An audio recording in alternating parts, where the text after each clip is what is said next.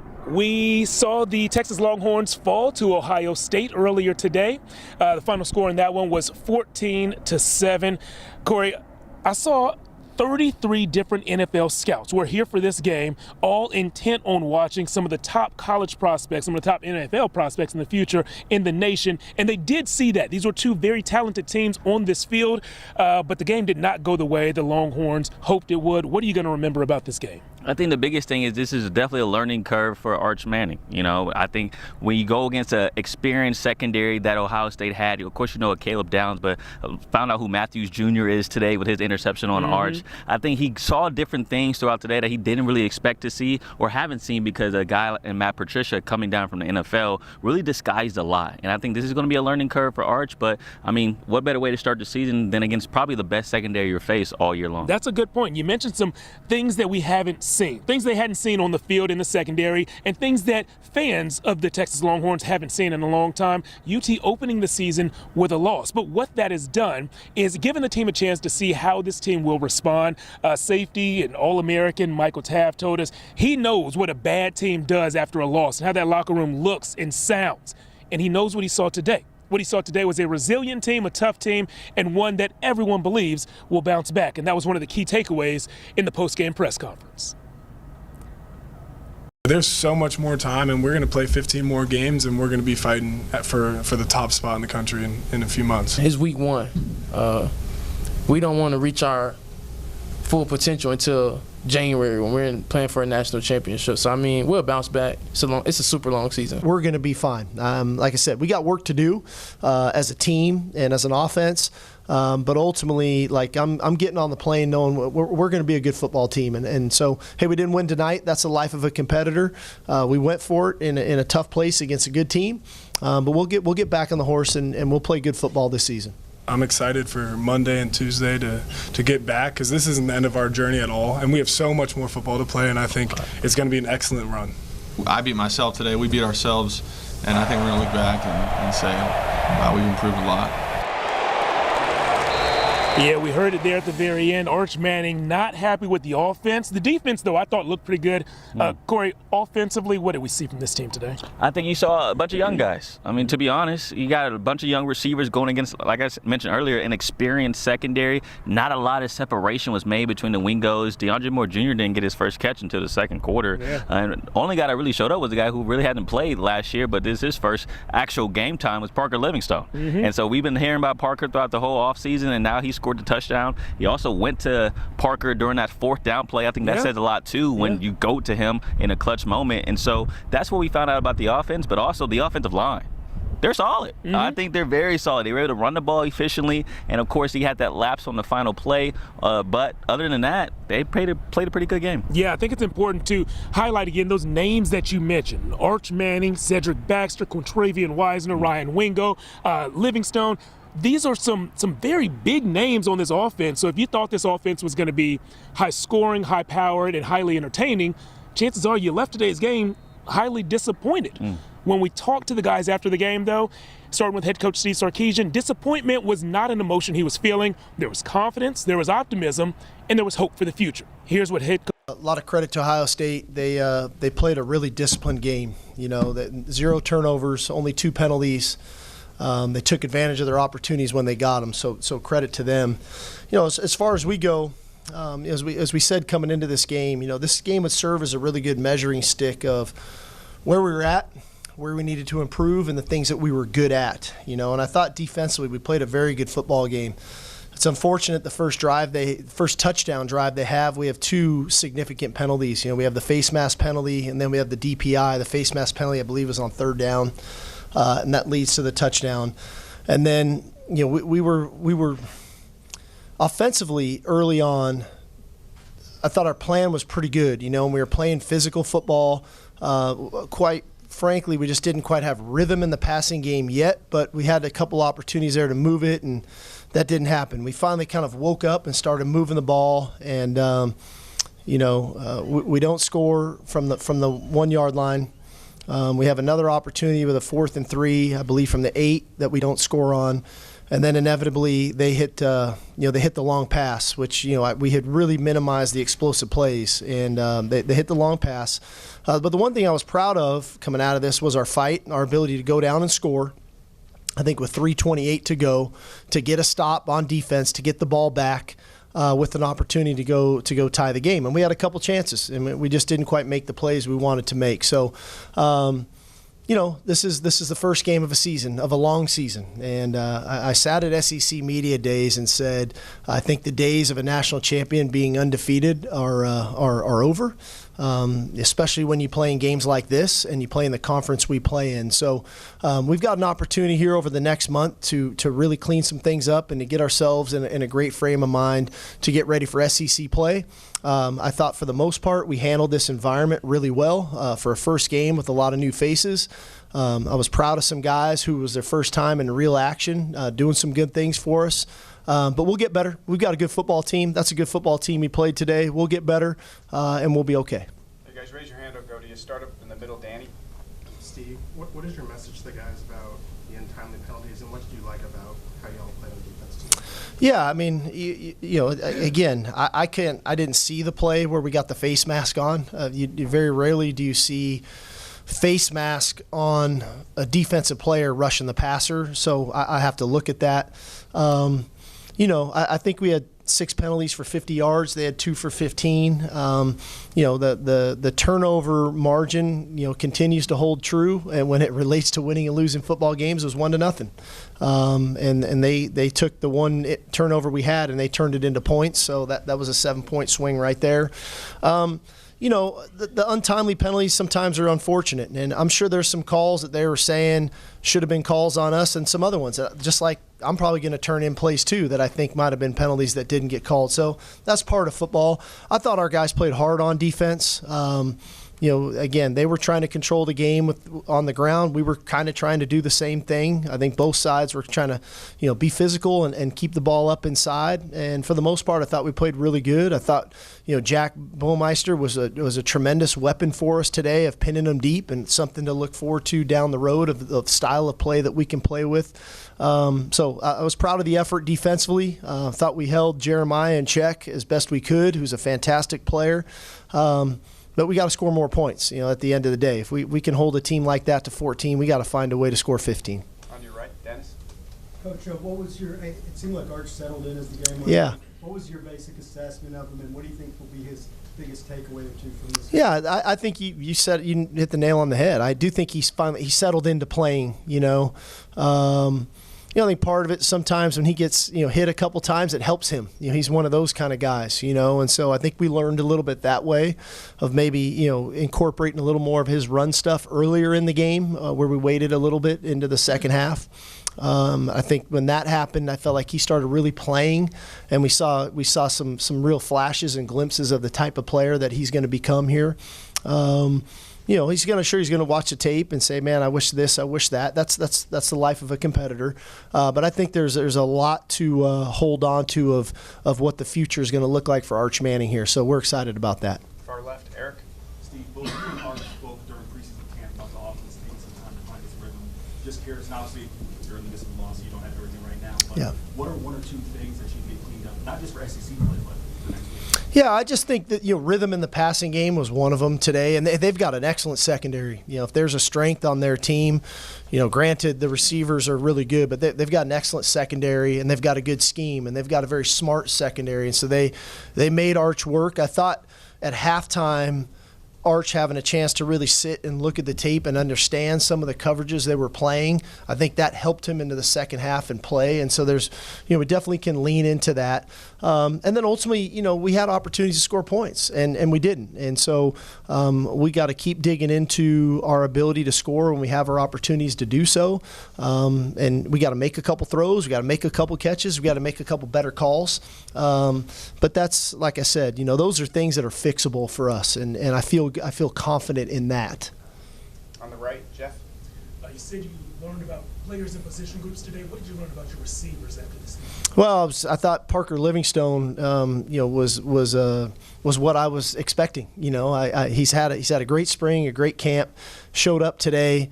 So that was really encouraging. I thought we just had a couple missed opportunities with Ryan, but Ryan's going to be a great player for us, and we just couldn't get DeAndre into the flow of things.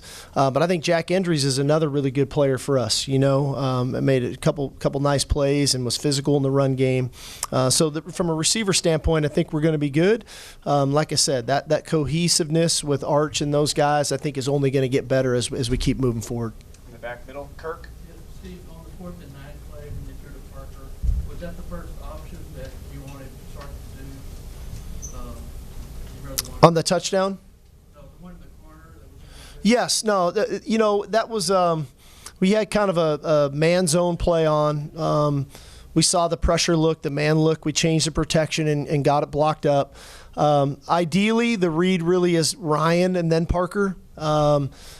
And I thought Dre did a good job. It was a little bit of a rub route, but it happened a little late, and so Arch got off of it. And I thought he made a beautiful pass to Parker. Some might argue that he got held on it. I don't know. I couldn't quite see it. Our guys up top thought he did, but that was a good throw. It was a bang play. And so you get an isolation one-on-one with a rub route when you see man coverage. That's about as good as we can get right there. Yeah, I just didn't want to give them that field position. It was a one-possession game. We were playing really good defense. I didn't want to give them free points. I didn't want to give them 3 points right there. I felt like if we could get in the locker room and regroup offensively, we'd play a better second half, and I thought we did. Stay in the middle, Anwar. Hey, Coach, on the goal line, stop by them. What did you see that maybe happened that led to that? And another part of the question was other encouraging things in the loss that Yeah. On the goal line situation, I felt like it was kind of an odd where the ball finished kind of almost inside the 1 yard line. It was like, okay, we've been really working hard on our sneak stuff, and we had ran one earlier, obviously, in the game, and I felt like, hey, we don't give them a chance to sub to real big people. We went with a sneak. I think they got under us pretty good and kind of took Arch's legs out from them. Hindsight's 20/20. If I could do it all over again, we probably sub, and they put their big guys and we put our big guys in and see if we can get in the end zone. One of the most encouraging things from today was our ability to run the football. And I thought Trey and Cedric both had really good games. I think they both averaged just about 4, 5, 6 yards a carry, whatever it was. I thought our offensive line, who had so many question marks coming in, their ability to move people at the line of scrimmage. But the reality of it was we were playing with a long field, kind of a lot of the game. We never could create a turnover or get the ball where you had some advantageous field position. So we had to drive. There was drives that had to happen, and then we didn't finish those drives when we had chances too. But I was definitely encouraged with the offensive line and Trey, and then obviously Cedric. First game back after an entire year off, and the way that he played today was definitely encouraging. Right middle, Thomas. Sark, when you have a young quarterback, and Arch is a young quarterback, in an environment like this, how does that influence you as a play caller, especially early in the game? Well, it wasn't just him being young. It was young on the offensive line with some new faces. It was a new receiver, new tight end, some people playing in this environment. You try to do the things that you think they do well, especially with a new defensive coordinator, which we didn't have a bunch of information on of what they were going to do from his past and what they had done from Ohio State. And I thought we did that. We were at that maybe a little anxious early in the ball game. But to their credit, I thought we settled down, I think Brandon Baker might have had a couple false starts for a guy making his first career start for significant playing time in this environment. A little understandable. But at the end of the day, I think we learned a lot about ourselves that we can handle this environment. In some of the most critical moments, I thought we were playing football there all the way into the fourth quarter up until the end. And there's a ball here, a ball there that might change the total outcome of this game. So there's positives to that too, that I felt like we grew in the environment. I don't feel like we were overwhelmed by the environment. Stay in the middle. Hi, Georgie Reyes from TSCB Sports. Like you said, you had a pretty young offense today, and we don't really have too much senior leaders. Or do you have any leaders in mind that you think can help this team kind of go forward and step up whenever, especially in this create the environment? Yeah, I felt like the demeanor of the offense was good. You know, I thought Arch's poise and composure was really good in this game. I didn't feel like he got rattled. Like I said, I think I learned about him a little bit playing, that I've got to let him go play. And so that'll help us. But he's going to be a really good leader. You know, I feel like Cedric and Trey are both really good leaders. They played a lot of football for us up front. Jack will evolve into that. This was his first game with us, but he's a veteran player. And DeAndre and Ryan, too. So we got plenty of guys. And I thought Trevor Gooseby was really good today from a leadership standpoint. You know, he and Cole Hudson and DJ. So we got plenty of people there. That's the least of my worries, is from that we don't have the leadership. We definitely have that, but we've got some other things we've got to improve upon. And then, I'm so sorry. And then I know you said you practiced with the game noise. Do you think you prepared your boys for the game noise of today's game? Yeah, I think so. Like I said, I thought we did well. Yeah, we had a really odd. I think Wingo had a false start, which is really, our receivers are watching the ball. I think he was kind of excited about the play call that we had up. And then we had two by a basically a first-year starter right tackle at a couple different situations. And so, again, that concern of the environment, I'm actually really pleased with, because I know some of the other environments that we're going to go to this fall that are going to be just like this or worse. And so the way that we did this the first time, first game, new center, new quarterback, all the things that we had, that was actually a little bit encouraging. Let's keep it to one question, please. On the right, Chip. Steve, how would you assess the O-line play, especially Stroh and Neto and left? Yeah, from a distance, watching it live from the field level, it felt pretty good. I felt like Arch had good time in the pocket to throw it. I felt like we were moving the line of scrimmage. We were running the ball. We just didn't create explosive plays early in the game like we did in the second half of the game. But I thought from an offensive line perspective, we did a nice job.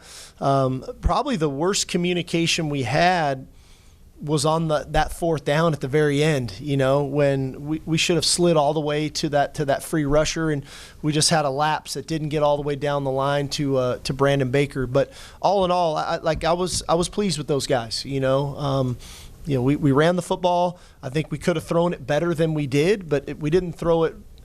We didn't throw it the way we wanted to because of the O-line. I thought the O-line gave us ample protection and opportunity to throw the ball down the field. In the middle, Brandon.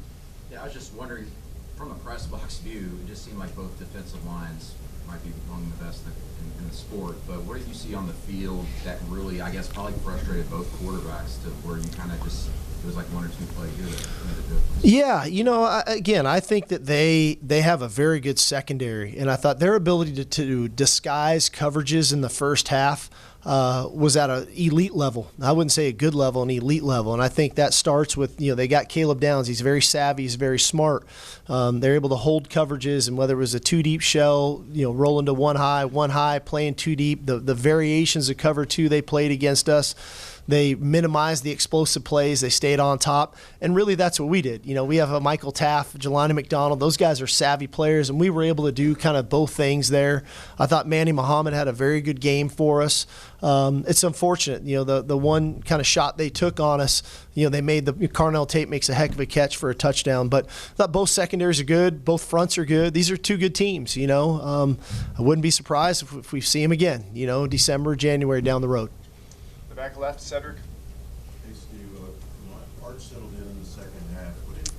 What was his demeanor at the half when you guys talked? I thought he was really good. He and I sat together, and we went through some things. We kind of shifted his focus on how to recognize the coverages, because I felt like we had some tells a different way where he was struggling to kind of see some things early. And I thought he took that information and applied it in the second half. And that's encouraging that he was able to adjust at halftime to do those things. And so all in all, the growth throughout the game for Arch was really encouraging for me. We're going to be fine. Like I said, we got work to do as a team and as an offense. But ultimately, I'm getting on the plane knowing we're going to be a good football team. And so, hey, we didn't win tonight. That's the life of a competitor. We went for it in a tough place against a good team. But we'll get back on the horse and we'll play good football this season. The back left, CJ. Heather's hiding behind this pillar. You can't see her back there. Yeah. Sneaky. As far as the outside expectations, they're borderline unprecedented. Right. Coming in.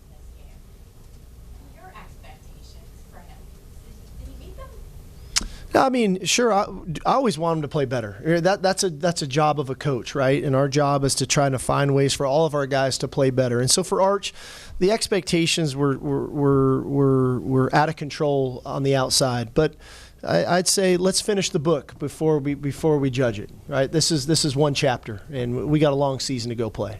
Got two last ones on the left, CJ. Yeah, Coach, you mentioned bringing all your freshman class up to Columbus. You got to see a couple of them in lifetime today. Grayson, Galen, Justice, a couple of these guys. I know it's early, you haven't watched the tape, but any initial immediate reactions from the Kind of hard to tell. I thought Dalen showed up, had to make a tough catch there in the one drive. I thought Grayson makes a heck of a play on third down, a tackle, I think, on their sidelines.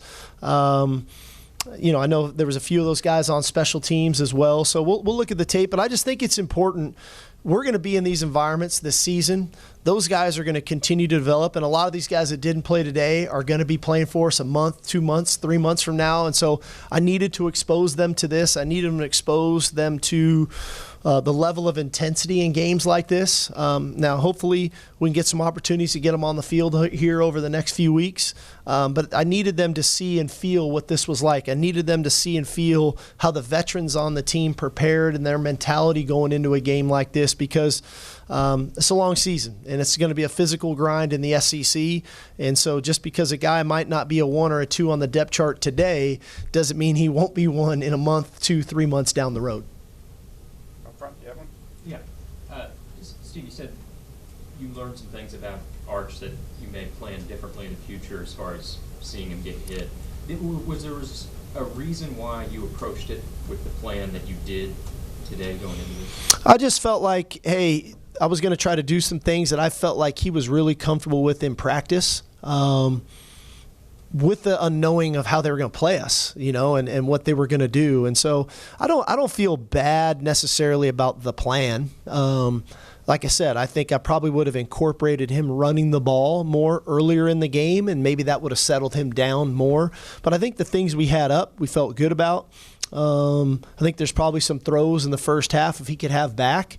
All right, if we call those same things in the second half, he probably makes a couple of those throws, and that may change some things there too. But that was expectable, But like I said, you go in, you try to put your players in position to have some success. We didn't have as much as we would have liked, especially in the first half. But I think we're learning a little better formula for him, which in turn is better for our offense and ultimately better for the team. Thanks, Coach. Appreciate it. All right, y'all. Thank you. Safe travels. Everybody. We'll bring some players. All right, well, that was Steve Sarkisian from Columbus. Big shout out to KVUE's Jeff Jones and Corey Mose for their hustle out in Ohio. And it makes sense. It was one of the most anticipated season openers ever, starring maybe the most anticipated quarterback ever. The expectation for Arch Manning was dominance, but the reality was a little bit more complicated than that. Let's go ahead and show you the highlights from the shoe. It was a long day that fans have long awaited for. And if you were looking for some Arch highlights in the first half, I'm sorry, spoiler alert, we're going to have to go over to some defense. Instead, this was a heavyweight battle to start. That right there stuffs the run, and that is going to force a 4th down for the Buckeyes. But the OSU offense treated Texas like a pair of Levi's, which is to say they wore them out. Buckeyes punch it in from the 1-yard line from C.J. Donaldson. They take a 7-0 lead into halftime. But Texas would get their own shot in the end zone, and it turned out a lot like last year. They got denied more times than a fake ID on 6th Street. They go 0-2 in the red zone today. Those struggles continue, and it's struggles that continue for Sark, too. You know what they say, Sark plans, Matt Patricia laughs. Arch Manning gets picked off at the Ohio State 27. Oof, let's just go ahead and move on from that one. That one hurts. On to the 4th we go. Julian Sane here steps back with the deep ball and nails Carnell Tate for the 40-yard touchdown. He bobbled that catch, but he made it in the end. Incredible catch. We're going to give it to him there. Probably going to see that on SportsCenter later. They double the lead, but ask any Texas story girl, and they're going to tell you it takes time to turn into a Texas 10. Arch finally settled down as he finds Parker Livingstone in the end zone. Livingston lived up to that preseason hype and the nickname White Chocolate. We see you. Texas now has the chance to claw back. They go for it one more time on 4th down, but Arch is cut down and the catch is just short. If it wasn't already clocking to you, the defending national champs, they stand on business. Texas falls in their season opener for the first time in the Sarkeesian era, 14-7.